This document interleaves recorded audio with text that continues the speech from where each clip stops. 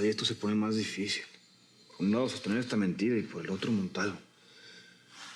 Te dije, Cayetana lo nombró director del rancho. Y no nomás eso, se atrevió a retarme, el condenado. Tú no te dejes, carnal. ¿Tú sabes cómo me arrepiento de no haber aceptado la propuesta de Cayetana de recibirme en el rancho?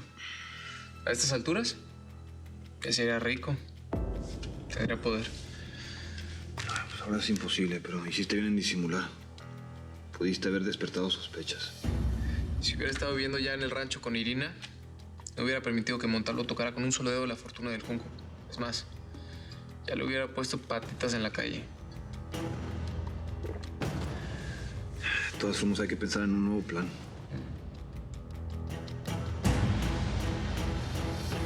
En esta tierra de reyes.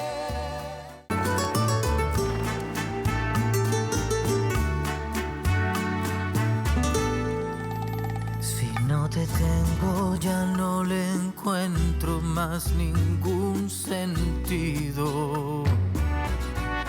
El aire que respiro no me alcanza para sentir